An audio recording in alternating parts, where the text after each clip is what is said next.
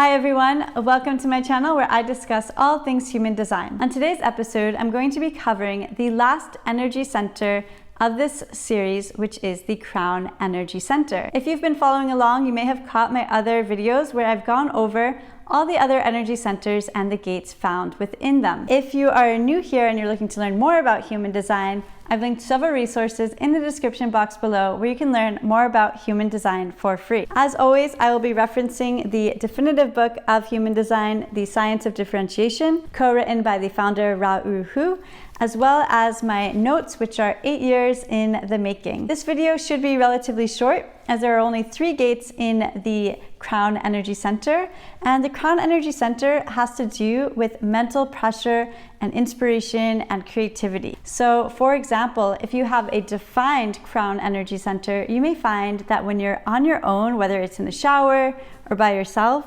that's where you get your creative inspiration from. Versus if you have an undefined Crown Energy Center, you may find that you get creative inspiration from outside sources, whether that's on a walk, talking with friends, reading a book, you name it, that's where you get your creative energy. So it's kind of interesting, and the Crown Energy Center is actually our least susceptible center to outside conditioning. When it comes to these gates, they're quite ethereal in the sense that they're pretty difficult to explain as well. So I do hope that by the end of this video, you'll have a better understanding. And just to really, I want to invite you to think about how these show up if you have any of these defined in your own chart. With that, let's look at gate 63. As always, I'll link below the different gates and the timestamps, and I'll start with gate 63 and then move on to 61 and 64. Gate 63 is the gate of doubt. And these are people who always are doubting their thoughts. They always need an exact answer. And so they might have this intuitive hit or this notion, but their mind might get in the way of their instinctive voice or their intuition, and they might feel like they're not really sure. And so they're always questioning because society has told us and taught us to always question everything and not just necessarily trust your gut or trust intuition.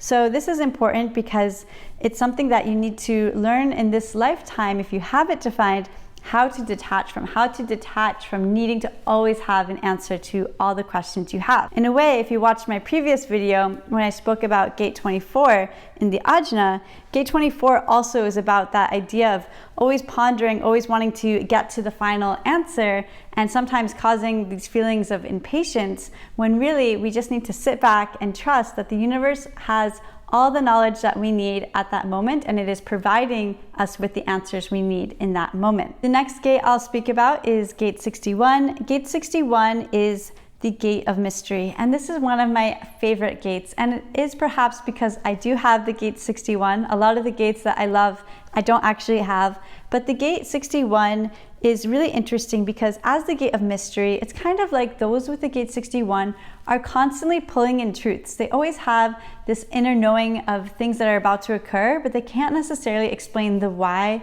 behind why they know what's coming next. For example, I spoke with so many clients in the past year who had the 61, and they mentioned how they just knew that they weren't meant to travel in 2020. They didn't know necessarily why. They didn't necessarily predict a full-blown pandemic that was going to affect all travel, but they had this inner knowing and this feeling that it maybe wasn't a good time to move, or it wasn't a good time to travel. So this is a very interesting one, and I often explain it as this direct channel with other dimensions and this ability to pull in information. Sometimes though, our mind does get in the way and we feel like we need to explain why we know things. And in this case, we're not necessarily meant to explain the why, we're meant to just pull in these truths and share with those that we think might find these truths to be interesting. What I mean by that is if you have a undefined Crown Energy Center and you have this gate 61 hanging, you might share your truths and ideas that oftentimes come through dreams with others, and they might not necessarily understand what you're getting at. However, if different people in your life, they light up or they define your Crown Energy Center through the ajna, and then they also help define your throat if you don't have a defined throat, you might find with certain individuals you're able to share the different insights that come through. The last gate I'm going to talk about here is gate 64. Gate 64 is the gate of confusion. And this is really interesting because, again, it's very similar to the other ones. It's very hard to really put into words or language these different gates found within the crown. But these are those that are being encouraged by the universe to really dance with the confusion, not necessarily define all the different parts of their lives and the aspects in that moment, and to just focus on going after what feels right. In this case, when I have clients with a 64, I have them really focus on their strategy. Let their strategy guide them so that they can then get to their signature. If you have no idea what I'm talking about when it comes to strategy and signatures, I've actually gone over all of these for each human design type, and I've linked all of those videos in the description box below. Something that's important to remember about the Gate 64 is that not everything needs to have a lesson to it. It's okay to just have information coming through. It doesn't necessarily need to always go somewhere. Again, very similar to Gate 11 in the Ajna, where those with the Gate 11 are constantly receiving ideas. They don't necessarily need to act on all of the ideas. Just like with the 64, not everything needs to have a full-on answer, and it's all about just kind of enjoying the current moment, enjoying the now, and not worrying too much about the what if or how can I explain this? How can I put words to this? I hope you enjoyed this video. There were only 3 gates we went over. We talked about Gate 63, the gate where you might be having doubts and really craving an answer and trying to get to an answer.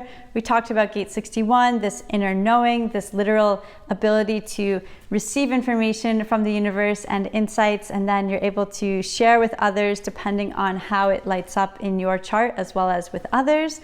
And then the Gate 64, which is all about breaking through the confusion and coming to clarity, and doing so by literally not trying. When you're not trying to get an answer and you're not forcing a situation, that allows the universe to energetically show up and get you those answers that you were seeking the whole time. I hope you enjoyed this video. Let me know in the comments below if you have any of these gates defined in your chart. And don't forget to subscribe to my channel as I put out 2 new videos each week.